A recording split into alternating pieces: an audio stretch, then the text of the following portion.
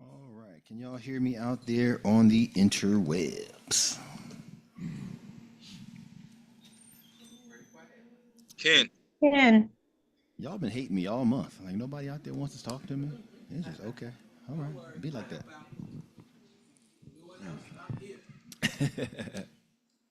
All right. Today's lesson is titled Receiving Counsel. But let's get some things out of the way first. Uh-oh. I'm stuck. Oh, maybe that's what you understand what receiving. Help me. Expound on receiving counsel. All right.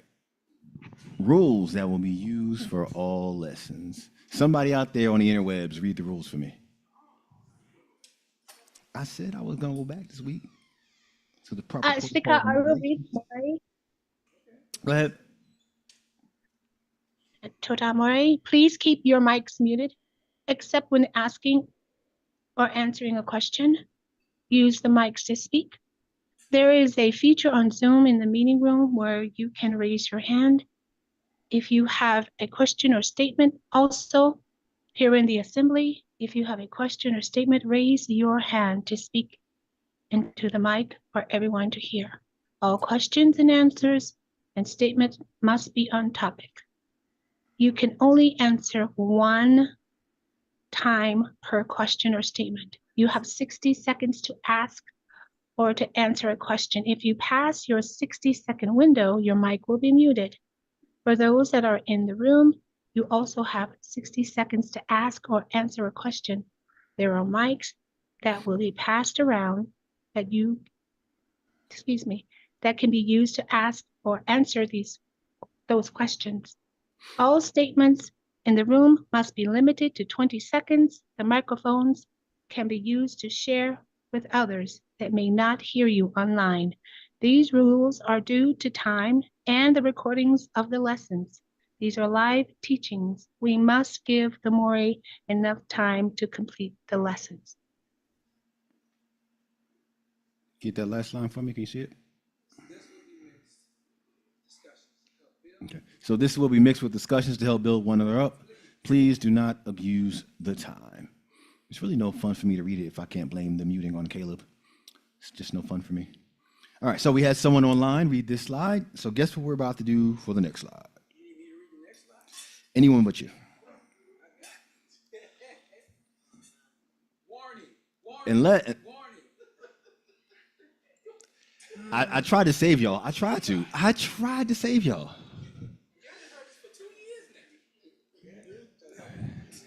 You did it to yourselves. Just go ahead. Just Warning.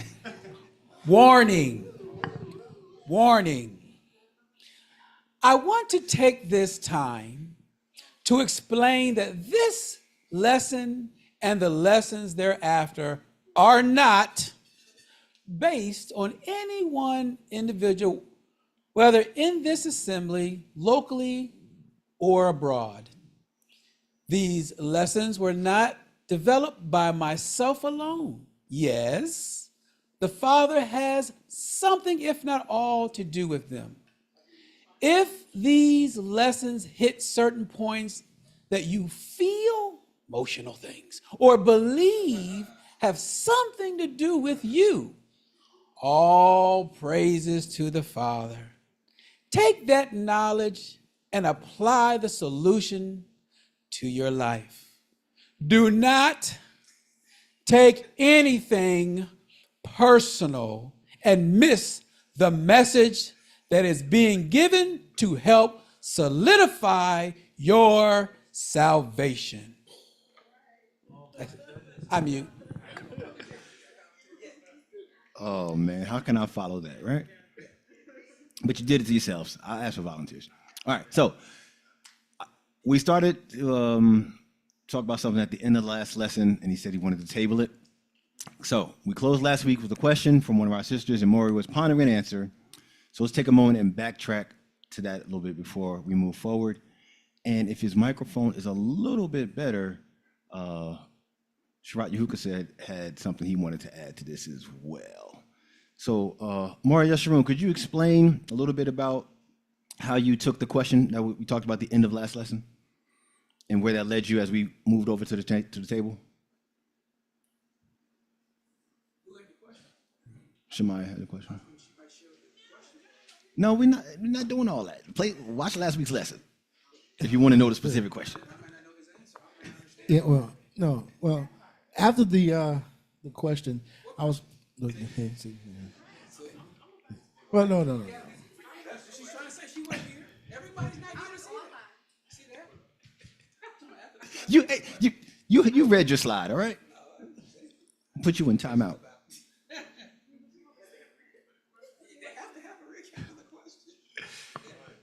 Give a recap of the question before you give your answer, please.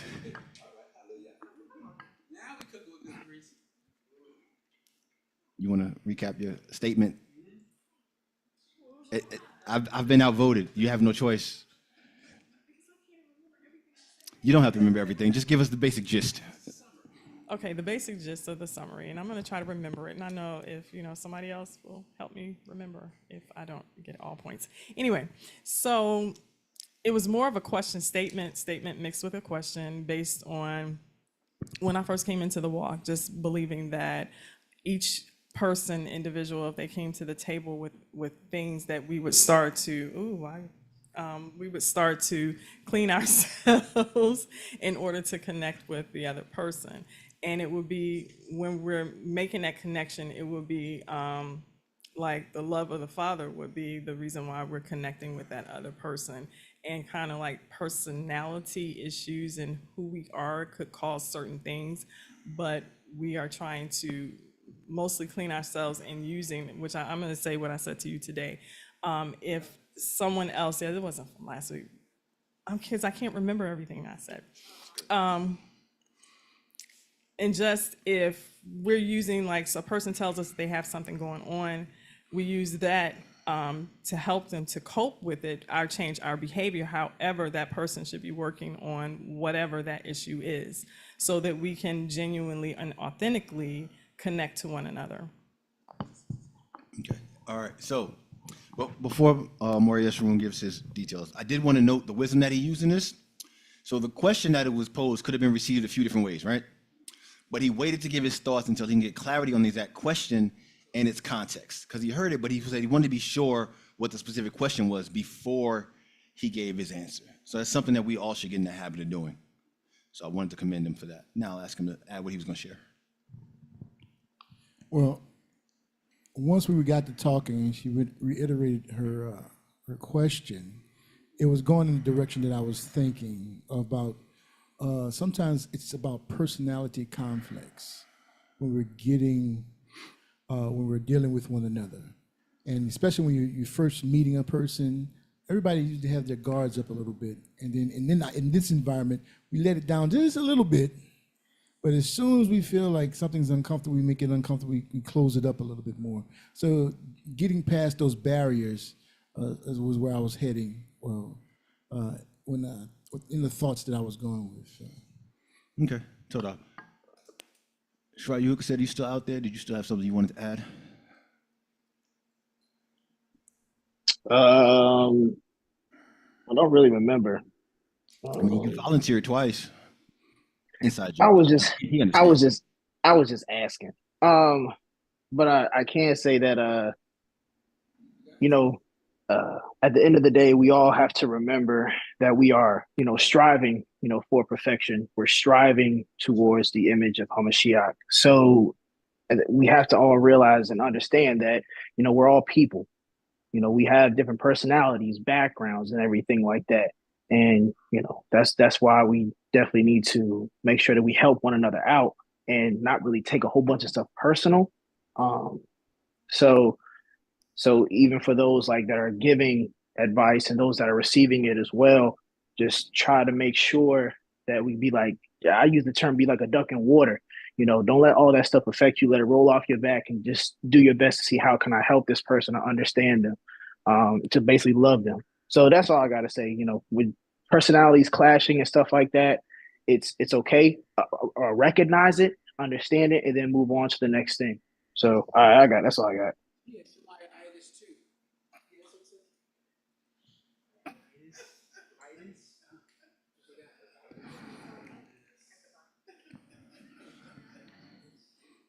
Hello? Okay, shalom.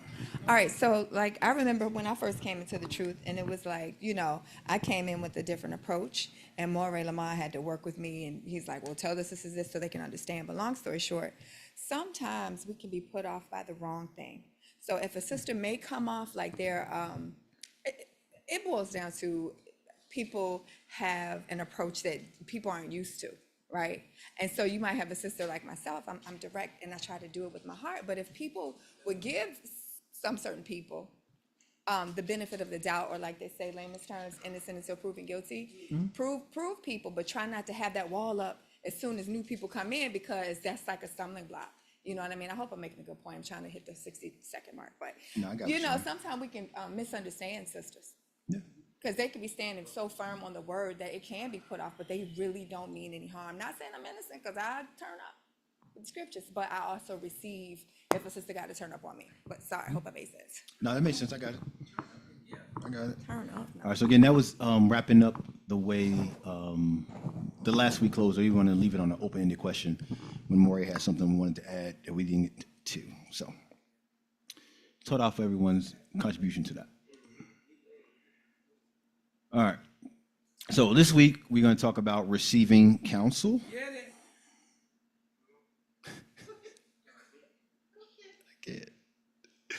Let's take a look, starting off in Mishle 8:1-11. It said, "Does not wisdom call, and understanding lift up her voice? On the top of the heights along the way, between the paths she has taken her stand. Beside the gates leading to the city, at the entrance she shouts, O men, I call to you, and my voice is to the sons of men. You simple ones, understand insight, and you fools, Counsel, which is someone lacking understanding or good judgment, be of an understanding heart. Listen, for I speak noble words, and the opening of my lips is about straightness. For my mouth speaks truth, and wrongness is an abomination to my lips. All the words of my mouth are in righteousness, none of them twisted nor crooked. All of them plain to him who understands, and straight to those who find knowledge. Accept my discipline and not silver, and knowledge rather than choice gold. For wisdom is better than rubies, and all delights are not comparable to her." So, is it safe to say that a fool could benefit from some wisdom? All right. Go ahead, Aki. I was just curious. It says you simple ones. What's a simple one? What does that mean to somebody? I don't recall the Hebrew word, but I'm sure you do. Yep. So, go ahead. All right, inside joke. So I was just going to say that, just to keep it plain and above board here. So simple, is another way for someone that's either foolish, right? It's also can translate as silly, or someone that can be easily seduced, very naive. So we got to watch out, because if we don't have wisdom, we can be easily seduced. That's all I was going for that. all right, cool. All right, so someone who's easily seduced will need wisdom to avoid that, and someone who's lacking understanding or good judgment, which can be easily seduced, because you can't judge between right, wrong, wisdom versus non-wisdom. You can fall into being the simple category, right? So we all agree that we could use some wisdom at times, right? All right. Let's look at the last of that verse there. Oh, we got a question. Go ahead, Maury Dawood. Yes, I was just trying to get to the answer. Is it wise to give a fool wisdom? Can a fool learn from wisdom? Can a fool learn from wisdom? Yes, because you asked that question, if I'm correct, if I heard you correctly. Yes. They would benefit from wisdom. Now, Okay. sometimes they can't receive it all the time, but it would benefit for them. All right. Listen, for I speak noble words, and the opening of my lips is about straightness. For my mouth speaks truth, and wrongness is an abomination to my lips. All the words of my mouth are in righteousness. Is this the fool? No, right? This is not the fool. All the words of my mouth are in righteousness, none of them twisted nor crooked. All of them plain to him who understands, and straight to those who find knowledge. Accept my discipline and not silver, knowledge rather than gold. Wisdom is better than rubies, and all delights are not comparable to her. So this is the mindset of the person that's giving the wise counsel. It's what differentiates wise counsel from the counsel of men. All right, so be mindful of this part of the verse there.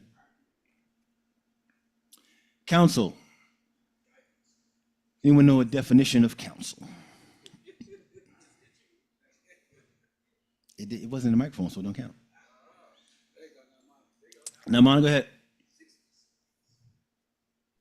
Shalom, Maury. Couldn't counsel be like a person giving advice, wise advice, directions, instruction? Absolutely. All right, it's advice, an opinion, or instruction giving in directing the judgment or the conduct of one another. So someone who lacks good judgment would benefit from counsel so they have better judgment. And then that counsel should have an effect on what? Their conduct, right? So if you receive wise counsel, your conduct should be evidence that you received wise counsel. I'm stuck again. Go ahead. So the other is true too. If they receive the wise counsel, their conduct will prove that they received it. Versus that they still receive wise counsel, but they don't do it, then they hear it, but they didn't receive it, or they don't agree with the counsel. There's a couple slides about that later. Stuck again. Here we go. So, how do we react when we're giving instructions or directions? Do we have hearts to receive and ears to hear, as we pray oh so often at the beginning of a lesson? Or might we go a different route? Does it depend? And if so, what might it depend on? So let's talk about it. Some of the faces that just went back at me, oh my goodness. All right, back to Mishlei, right? 4, 5 through 7. We've all heard this before. Get wisdom, get understanding. Do not forget and do not turn away from the words of my mouth. Do not leave her and let her guard you. Love her and let her watch over you. The beginning of wisdom is to get wisdom. And with all you're getting, get understanding, right? Real simple stuff, right? Nothing complicated here. One of the best ways to get wisdom and understanding is by listening to those who have wisdom and understanding, right? This can come to them directly from the Ruach in the moment, or they can gain this wisdom and understanding through experience via life's tests and trials. Wisdom and understanding is shared through wise counsel. So if you want wisdom and understanding, then you should be open to receive the counsel that comes to you, right? An example of that, our brother Titus told us in 2:2-6. The older men are to be sober, serious, sensible, sound in belief, in love and endurance. And the older women likewise are to be set apart in behavior, not slanderers, not given to much wine, teachers of what is good, in order for them to train the young women to love their husbands, to love their children, to be sensible, blameless, workers at home, good, subject to their own husbands, in order that the word of Elohim is not evil spoken of. Likewise, urge the young men to be sensible. So it shows us here that we have a duty to train through counsel and to teach. Those of us that know better should impart that to other people, right? So we should all want to receive the good counsel. That's what the elders are for. So when they come to you to give it, be open to receive it. Listening to sound advice allows the word of Elohim to be esteemed, right? Otherwise, the word can be evil spoken of, but we don't want that. So when we don't receive it, it allows the word to get evil spoken of. When we receive it, the word gets to be esteemed. All right, Dawood, what you got?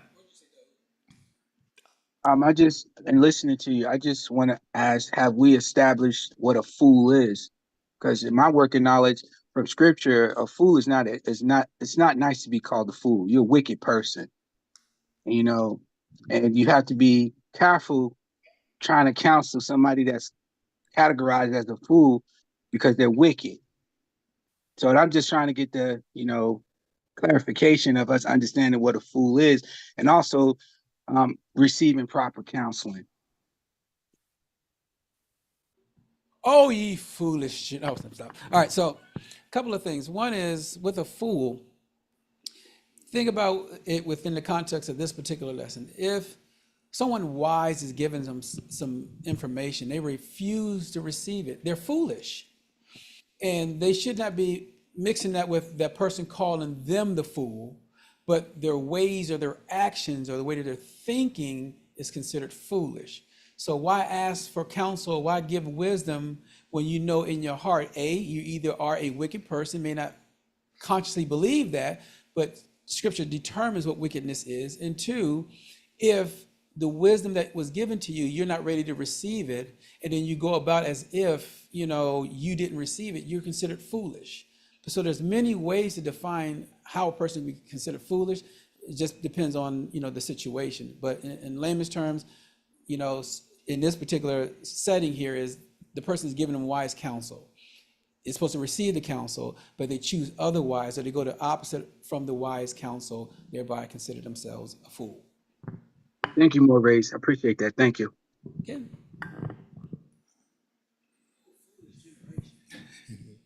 Question, I'm sorry. Go ahead. Yeah.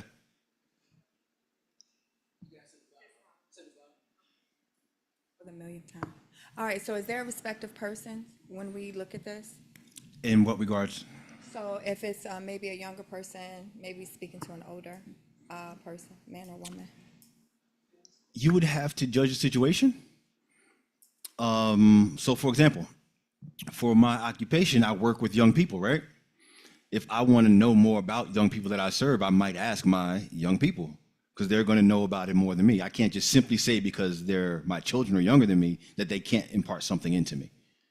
All right. But I also got to say, if they say something goofy, then I got to realize that was kind of goofy, right? But I can't automatically write somebody's advice off just because. All right. All right. So is there a benefit to receiving wise counsel? Everybody says so, right? So let's see what the word says. Just a couple examples. There's many of them, right? But we'd be here all day. Mishlei 2018 says, by counsel, plans are established, and by wise guidance, you wage a battle. It says, without counsel, plans go wrong, but by great counselors, those plans will be established, right? So here we plainly see that it's a benefit to us to receive counsel, right? Nobody would argue that, right? Not yet. Y'all know me and how I do this, so y'all know I'm not gonna leave y'all there. All right. I love Mishlei. 15:20. A wise son makes the father glad, but a foolish man despises his mother. There's that word again. Folly, also known as foolishness, a state of being devoid of wisdom and understanding, which might be someone who might be in need of some counsel, right? So folly is joy to one lacking heart, but a man of understanding walks straight. Without counsel, plans go wrong, but by great counselors they are established. A man has joy by the answer of his mouth, and how good is a word spoken in its season, right?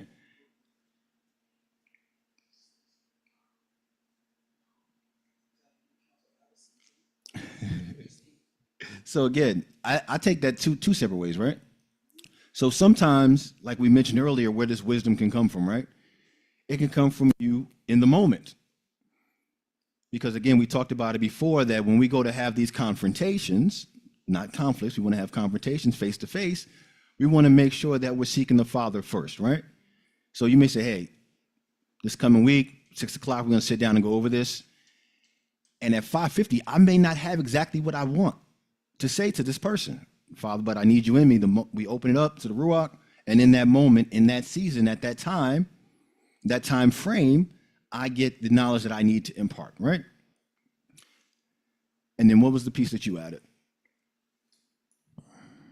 That sometimes y'all give us something, but the season or the situation or the timing is not right.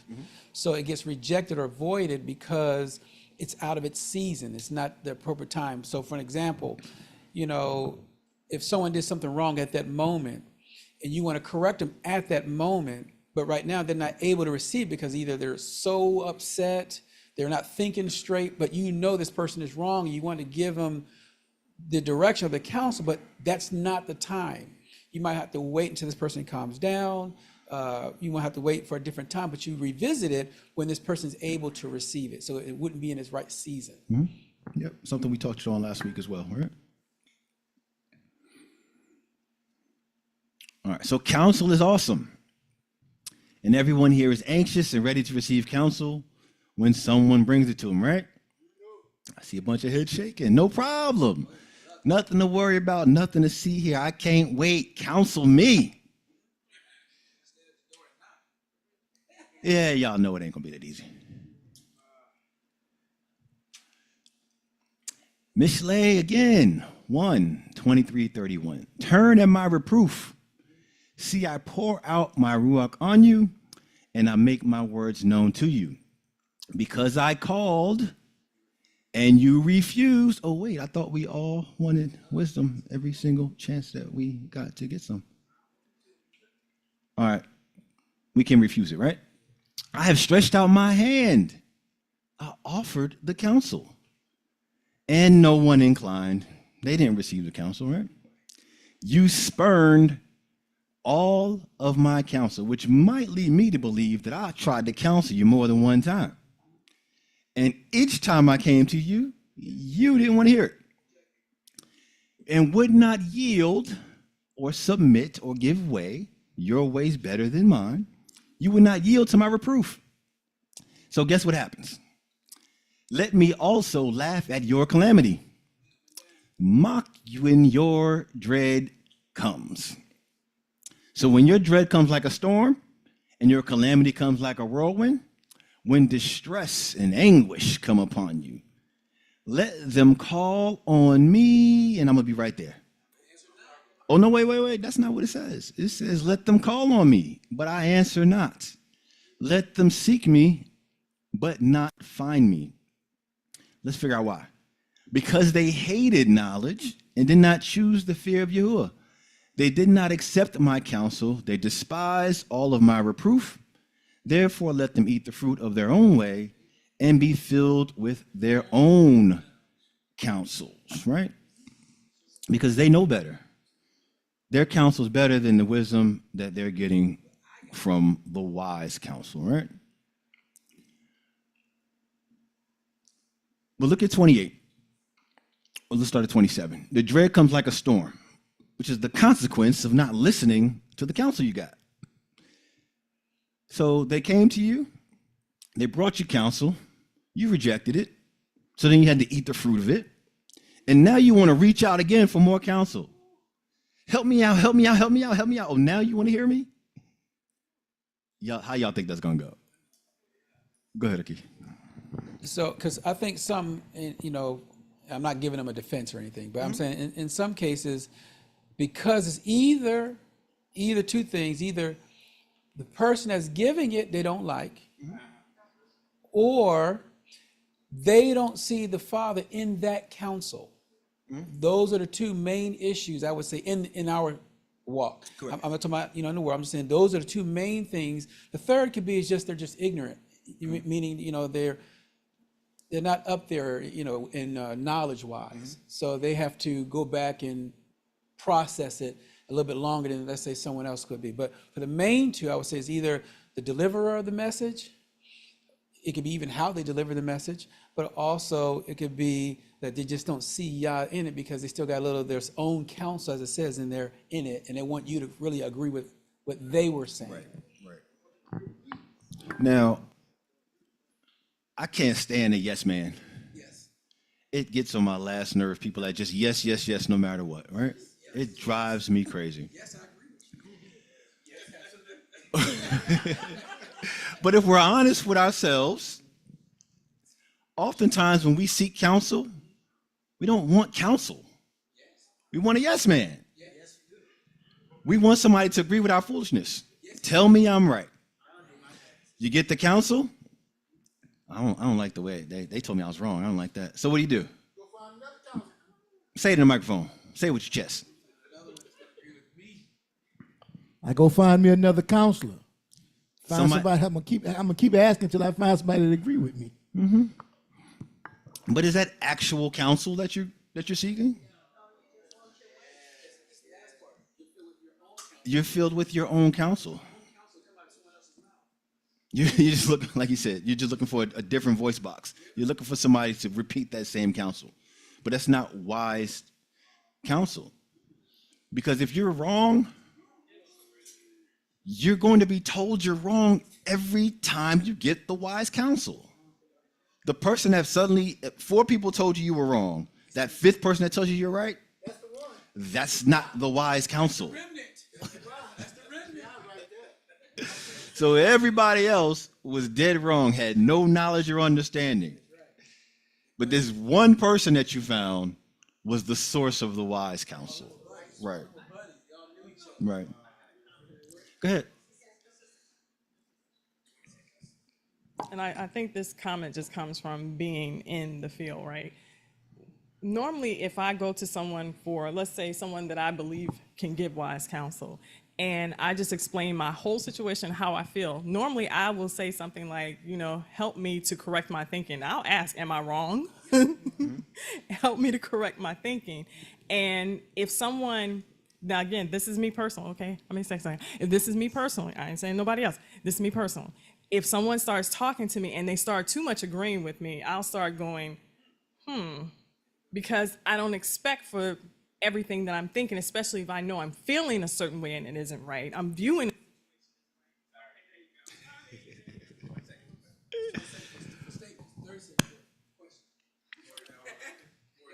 All right, I'm going to respond to that, then I'm going to get you, Dabu. But part of that is knowing yourself, right? Wait a minute, this person's agreeing with everything. I know I had some questions when I came into this. So if I have questions, I can't possibly be 100% correct with everything I'm saying. Otherwise, I wouldn't have the questions going into it, right? But you got to be conscious and mindful of the situation you find yourself in, right? Dabu, what you got? What you're speaking upon is, can be very problematic within a congregation, and it could cause, splits and divide. So it's just like, when you know that you're coming into this walk and you coming into a change, you should be very, very open-minded for these for counseling, for rebuking, and all this in love, like you say, for us to better ourselves, instead of trying to find somebody that's going to agree with you so you can say, okay, I was right and they were wrong. Absolutely. You definitely wanted to. Now, Mana, what you got? Shalom, Murray. This just occurred to me. Often with wise counseling, it comes with constructive criticism. Now, constructive criticism could be a wise criticism. It just depends on the mindset of the person that's receiving it. Now, wise counsel is always going to tell you the truth, whether you want to hear it or not. And it's not going to be always what you want to hear. I think it's how it comes across. I think it also depends on the mindset of that person receiving it. It's not going to always agree with what you want to hear, but it's going to always tell you the truth and be righteous. And that person that is receiving wise counsel has to understand that. I yield. All right, Toda. So we got to be mindful of a few things, right? So sometimes we find ourselves in a counseling situation, right? Because we sought the counsel. And usually when we seek counsel, we're a little more open to receive it. Now, that doesn't mean we're always willing, as easily able to recognize whether it's wise counsel or not, but we're definitely going to hear it because we weren't looking for it. But a lot of times you're going to receive counsel that you didn't ask for, which is what we talked about last week, that when I see something, I got to address it. When I see somebody moving a certain way that's not correct, I have to approach them about it. And when somebody approaches you with something that you didn't recognize was wrong, that's when those defenses go up. That's when that guard goes up. That's when you're leaning on your own wise counsel, right? But that's why we started with the opening verse. The person giving the counsel, their lips speak truth. They're coming at you from a certain perspective. And I wouldn't, or whoever's giving the counsel wouldn't have come to you unless there was an issue that needs to be addressed, right? Okay. What you guys say?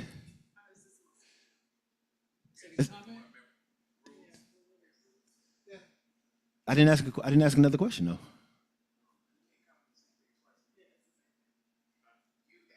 All right, I'll. It doesn't say that you can't comment on the same verse twice. It says if I ask a question. Anyway, that's a table talk.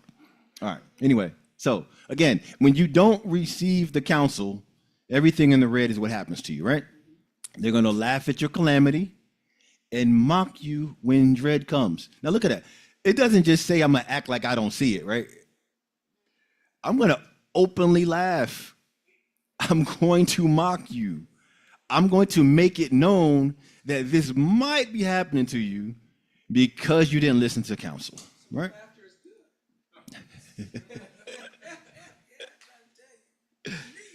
All right. So let them call on me. I answer not. Let them seek me, but not find me. So don't ignore the counsel, which means do nothing, or do the opposite of what you're advised to do. And then get mad at what happens next. You can't do that. You can't have it both ways. Go ahead. Is it okay then if they got counsel and they're not sure if it's wise counsel to ask for another counsel? If they're specifically unsure and they're truthful with the second person they go to, sure. Now, that doesn't mean you can just hop counsel to counsel to counsel, but if you want a second opinion and you're truthful in the conversation the second time, because a lot of times what we do is we ain't like that answer, so when we seek the second person, we're going to leave out some tidbits. We're not going to mention the wisdom we got the first time. But as long as you're truthful and upfront, you can seek a second opinion, and you also, in that second opinion, should say your disagreement with the first one, and they will actually be useful in backtracking. Like, that person actually, you should have listened to him. Okay, because I was thinking if they can, like as you were sharing, at least give the courtesy of the person that gave you the counsel that, hey, I received what you said. I may not agree with everything that you said, and I'm still seeking, I'll be asking for Absolutely another counsel. But at least that person knows, right, without just that person not saying anything and then go to another person, because they may not know that that other person may go to that person and you'd be like, wait a minute, I just talked to this person. I told this person, oh, they didn't mention you at all. And that becomes bad. Well, that kind of happened. Like Yeah. It might have happened a time or two, right? Yeah, I wrote it up. I got it in my journal. Yeah, that's not a hypothetical. That happens quite often. Don't do that. Don't do that. I advise you not to do that.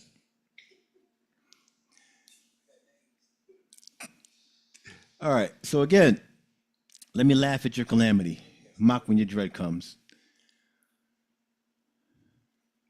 Let's look at this other piece. I'm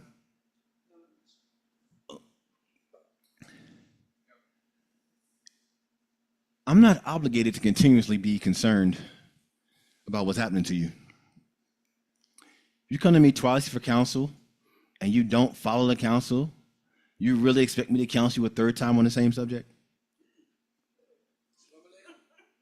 This is probably not going to happen. Nor should it happen. Go ahead. I'm kicking the dust off my feet. I was kind of thinking if that person did realize the error of his ways, and could he be reconciled back to the initial counseling, or is that like a done deal? Sure, but at that point, you're not asking for counseling again. You're just saying, oh, now I got it. There's a difference. There's a difference, right? But at the end of the day, the people that give it the counsel, they're not giving it for their benefit. You can never acknowledge that you got it, but when I see you not having that issue anymore, when I see you overcoming, so that's all we care about. We don't really care about you saying, you know what, you sure were right. Just be better. That's all we want. We're not really interested in confirmation.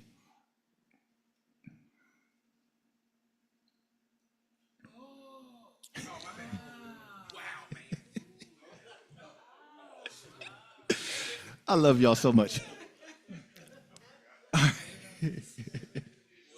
So, just something to consider. Many times, again, not all the time, right? But many times, the counsel that's given isn't about a specific answer to a specific problem.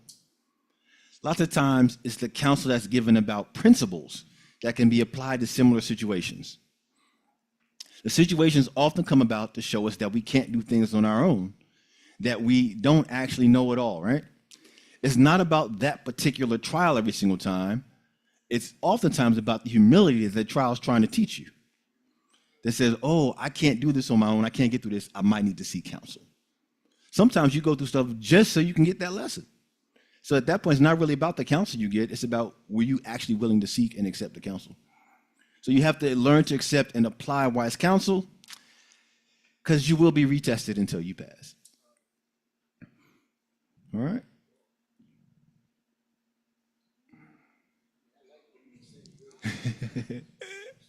Galatians 5:14, and then 16 and 17. The entire Torah is completed in one word, in this: you shall love your neighbor as yourself. And I say, walk in the Ruach, and you shall not accomplish the lust of the flesh. For the flesh lusts against the Ruach, and the Ruach against the flesh. And these are opposed to each other, so that you do not do what you desire to do. All the works of the flesh are well known, which are these: adultery, whoring, uncleanness, indecency. We're focusing on 20. Idolatry, drug sorcery, hatred, quarrels, jealousies, fits of rage, selfish ambitions, dissensions, and factions. What do we notice about all the things that are underlined?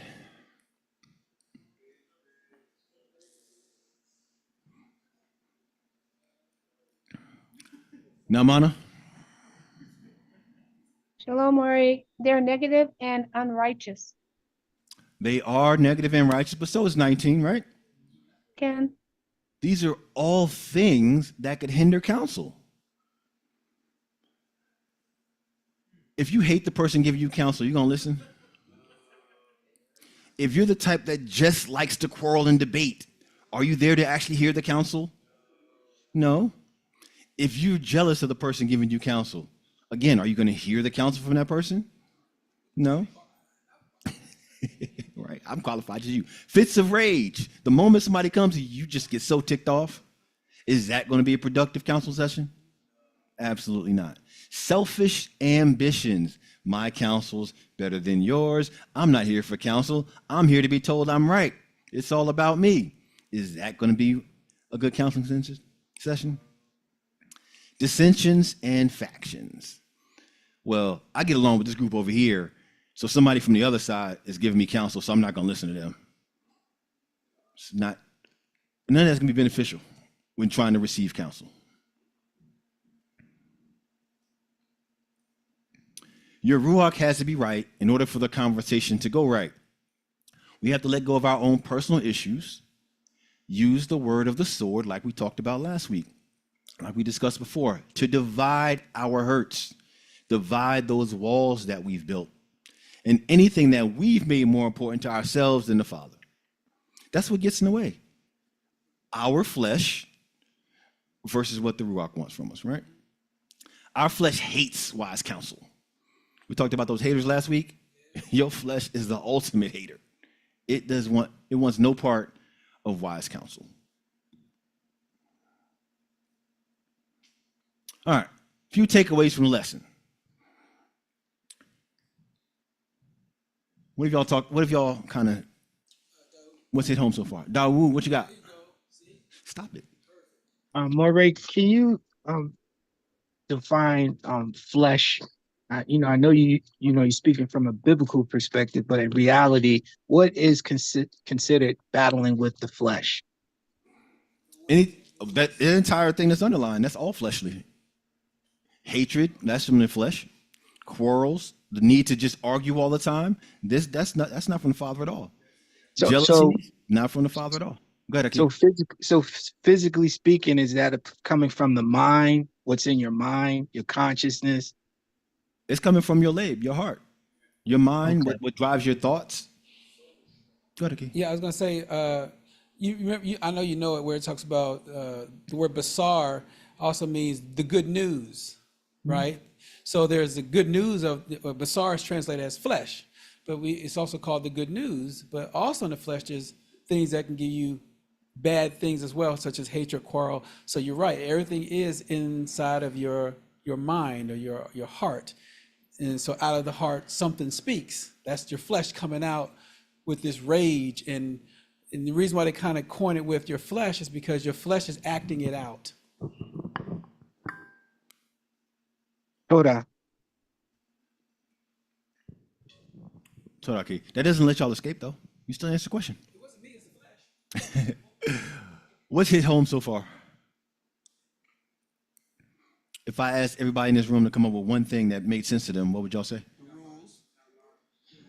Now, Mana, what you got? Shalom, Maury. What I take out of this is seeking and receiving wise counsel is very good. And I say that because it's going to give you a sense of direction, and it's going to put you on the right path, and it's also going to help you examine yourself. And it's going to lead to more wisdom and discernment, to always seek wise counsel. You have a right to say, I don't agree with what's being said to you, but you should always let the wise person know that. But seeking wise counsel is always good. Okay. Dawood, what you got? If you're seeking counsel, you also have to be open to what you're seeking. You have to be open-minded. You have to, be in a place in your mind to receive what's getting ready to come, because you're the one seeking it out. So if you do seek counsel, you should do your very best to seek the very best counsel or counselor that you feel that's going to be able to handle what you're about to give them.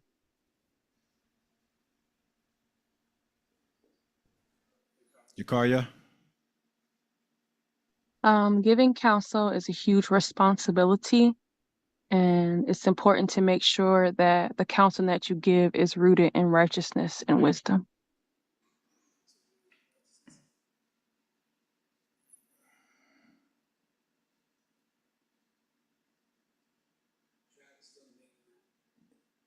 Travis, what you got?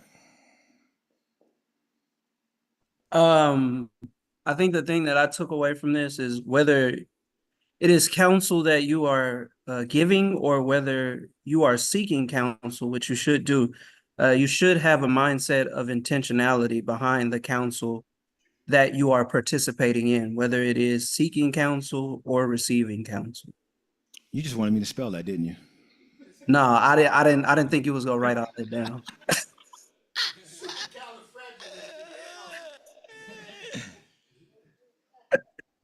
So I yield.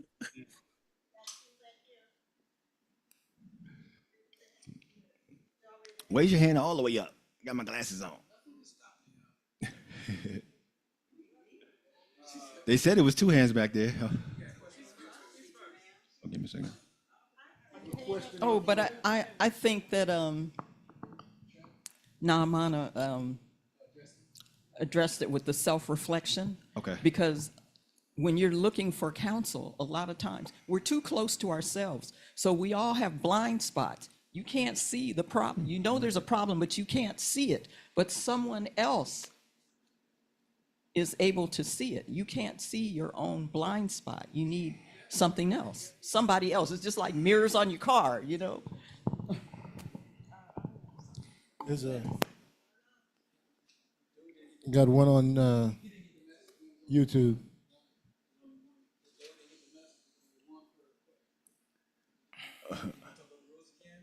Okay, Dawood, add yours to the chat for me, please.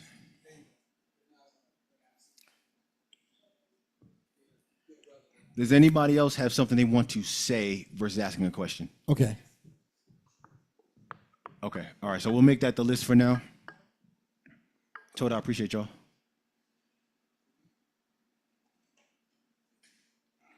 All right, who had which question first? YouTube question, what we got?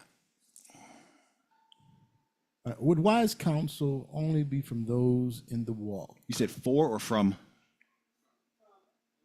Would wise counsel be only from those in the walk? Not necessarily. Depends on what you're seeking counsel for. But you did have something you wanted to say? You sure? Okay.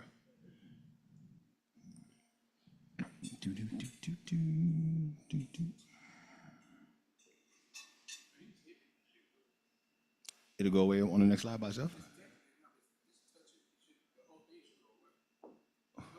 What? It's okay. I asked you to scribe for me from the beginning.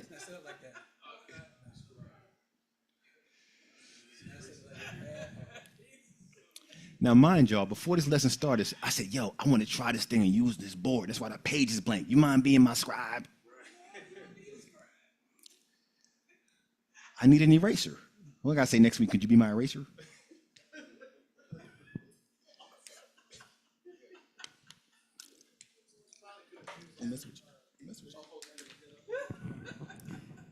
Todaki, appreciate it. More Kanans in timeout.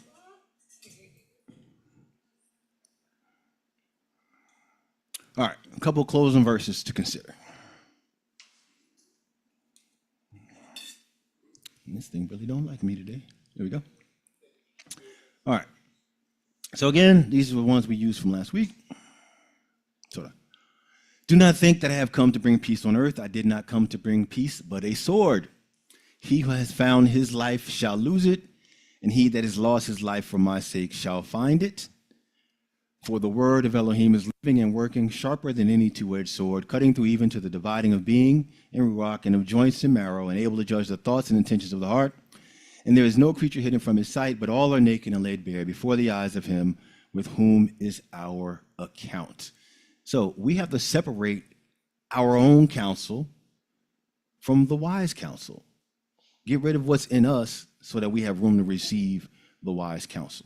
And again, the earlier verse, we ignore the counsel and we got to eat the fruit. You're not going to hide nothing from them. They know, the Ruach and the Most High know whether or not you're actually open to receive the counsel. So if you go into a session to meet with your brother or your sister, and you already know that your heart is not willing to receive, is the Ruach going to say, oh, let me go change his heart so I can join in? Nope. I'm going to laugh at you and mock you, and I will not be a part of that session. So if the Ruach is not part of the session, do we think it's going to be a productive session? So again, if your heart is not ready to receive, say, hey, I know I said we would talk this day, but I'm really just not there yet. We need to push it back a day or two. That's how you have to receive it. You can't just go in there playing. If you know you're not right, don't go through the rigmarole of it all. Like, why waste everybody's time, right? You're not doing yourself any favors by doing that. There's something in the back? All right, there's a question. Let's put in the chat. Can you define the difference between counseling and friendly advice? And who should you seek out for counseling? So the difference between counseling and advice? Yeah, friendly advice. Friendly advice? Again, I would say it's situational, because you can ask just for some friendly advice. Hey, what do you think I should do here? Versus counsel that's saying, hey, how did you approach it? What are you thinking of? What sources of information did you use? Like, counsel is a lot more in depth than just asking for, hey, give me your thoughts on this, right? And there's nothing wrong with saying that, but understand that if you just ask someone for their thoughts on something, it's probably how they're going to respond to you. They're just going to give you something offhand, first thing that comes to their mind, because that's how you asked it. Versus if you're seeking actual wise counsel, you're going to get a different perspective from the person giving it to you. In my humble opinion. Go ahead, Abhi. All right, so I was going to also answer that, and then had something else Yeah, go ahead. separate. Mhm. So it's going to go beyond the 30-second window. Okay, so a couple of things. One is, when it comes with advice, sometimes it's just some advice to help a person along. If there's two people and two people having an argument, you may give advice. But if they're adamant that what's happening there are right, that's where the counsel, it switches over into a counseling, because now they got to analyze the information that they're receiving, and they got to share, and they got to literally tell someone if they're right or wrong versus just giving an advice. The other portion I was going to share, though, is one of the main reasons for counsel also is sometimes when we are having a disagreement, again, we're not talking about the righteous per se, right? So we're coming in with some type of understanding of the Father's word, but we're still having problems with each other. So sometimes, and then when we come in, like, as you were sharing, we have our counsel in it, and we don't give room for the Ruach to move. We then start to try to use Yah's word in our counsel as if that's the Ruach. Right. You see what I mean? So you get louder than me. It says, cry loud, spare not. You're like, oh, okay, got it. So what I'm getting at is, at the end of the day, we know he's not in that because he's not in a bunch of confusion. And if we know that our hearts is not humble enough to receive, that would be the time to, table the conversation. Okay, hello, y'all. Benedetto, I never know which one of you is actually having the question. It's Kenisha. Hey. Hey, shalom, everyone.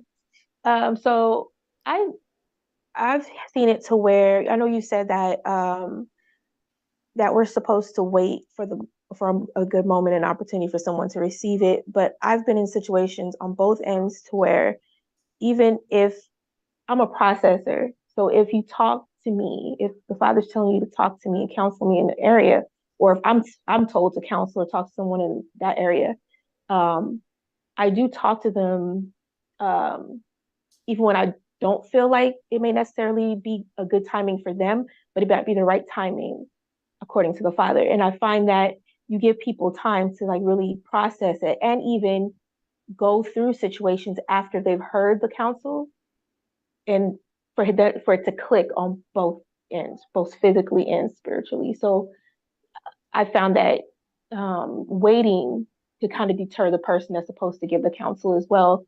It would kind of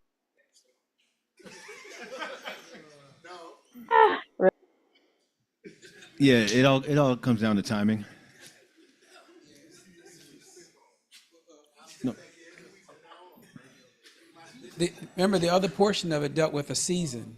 Remember, he shared it earlier. So sometimes the season is out of season, so that delaying process is necessary so they can be aligned in its right season.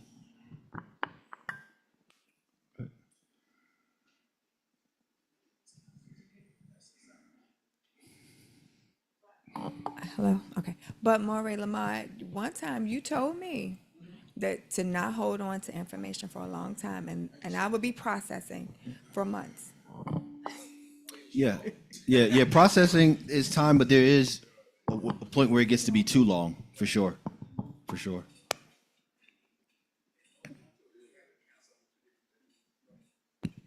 Yeah, holding on to information and getting counsel on is two different things.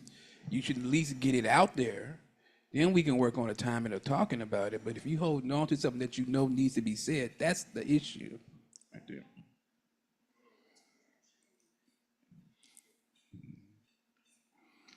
All right, so let's take a look at this again. It said, listen, for I speak noble words. And this is the person giving wise counsel. And the opening of my lips is about straightness. That's the whole point we're having this conversation. My mouth speaks truth. I mean, I'm speaking from the Torah, right? I'm not just making up stuff from my own self, my own version of the truth. And wrongness is an abomination to my lips. I'm not going to tell you something that's wrong. I'm only here to speak truth. All the words of my mouth are in righteousness. None of them are twisted or crooked. All of them are plain to him who understands, and straight to those who find knowledge. Accept my discipline and not silver, knowledge rather than choice gold. For wisdom is better than rubies, and all delights are not comparable to her. Go ahead, Akeem. So, real quick. So the thing is, when it comes to this counselor that's given this, remember the key portion of it is the twisted, the crooked, things like that, or the straight. Now, the question behind that is this here, is we can't assume anything. The truth is there's no assumption to truth. Correct. Truth is just truth. if I don't have all the information, but you want me to know something, I got to have, when you start putting a little bit of yourself into it, or you believe something, or I feel something, my emotions is telling me something, I discern something. Now we got to see where this goes, because we can come outside the truth and into our feelings because of what happened. So we got to make sure that the truth is the truth. And so to do that, they got to first give it just straight. And then from there, they can expand on that. Okay. We talked about before, character over opinions, right? Objective versus subjective. The truth is objective. It just is what it is. We mess up when we want stuff to be subjective. Well, I kind of see it this way. I kind of feel this way. The truth is the truth, right? So that's what we're going by when we come across wise counsel. The truth is the truth. So when we are receiving counsel, we to trust that this is the ruach that the counsel is being given in. This ruach is what lets us receive the counsel, knowing the place that the counsel is coming from. If any of us are going to give you counsel, that's the place it's coming from. I don't think the other question was answered. You remember the other one was who gives the counsel, or where to get, was that answered? Right. Did y'all answer that part? I'm sorry. Okay. I didn't want to keep interrupting. So Is this the same person that had the question about in the word versus out the word, or two separate people? It's the same. Okay. Yeah. So you want to receive your counsel from someone that's wise in the word, someone that's in the same walk. That's who's going to counsel you. All right. On the job, that's not counsel. That's just advice. Right. So there is a difference between counseling, because again, we said that counsel is going to be in depth, it's going to be involved, it's going to be detailed, and it's going to be based on something, based on the word. Where advice is just, in my opinion, I would do this. That's the difference between the two. Any other questions?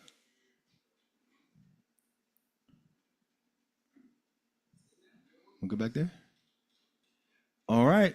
With that being said, who is closing us out in prayer? Shalom. Prepare our hearts and minds for Shabbat Mishael. Floor is yours, Aki. Yeah. Baruch Hashem Yahuwah Eloheinu melech haolam. Toda Yahuwah, Father, for this word of understanding, Father, imparting to your people this day. Father, I pray that, Father, that we will receive wise counsel from you, Father, in humility, in understanding, and in the fear of you, Father. Father, I pray that you will help us to become more aligned with your ways, Father, and less like our ways, Father. I pray, Father, that the fear of you who would be at the front of our minds, Father, that we don't want to be in a position where we are being mocked and scorned, Father, because of our disobedience, because of us despising wise counsel. Father, I pray, Father, yeah, that you would give us the eyes to see that those wise who are accountable, who have to give an account for our lives, Father, that they're trying to help us, that they're trying to lead us and shepherd us in a way of righteousness, Father, and that they, like you, Father, they do not delight in the destruction of the wicked, Father. I pray, Father, that this word would reign true in our lives, Father. We thank you that your word is quick and powerful, living and breathing, sharper than any two-edged sword, Father, and that your word is very practical, that your word is plain to those who have your knowledge, those who revere you in their hearts, Father. I thank you that your word, that you've not sent your word to destroy us, Father, but to prove us and to help us to grow and mature in you, Father. Yah, so we thank you for this great word and this discussion, Father, this opportunity to fellowship and grow with you and one another.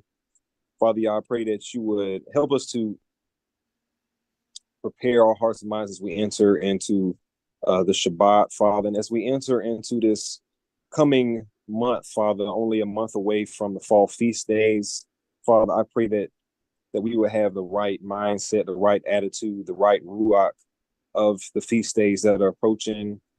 Father, Yah, I pray that your barakah, your blessing would be upon us, the food that we're going to receive. I pray that you would allow us to have a blessed time of fellowship, Father, and that we would just rejoice in your presence and have edifying conversation one with another. Father, I pray that you would give us safe travels to our respective places, Father, and that you would keep us, guard us as the apple of the eye. Father, we thank you that you are trustworthy, true, Father, and that we just thank you that you are excellent alone and that you are Elohim, Father Yah. In the name of Yahushua Mashiach, we pray. Hallelujah. Amen. Hallelujah. Amen. Hallelujah. I mean.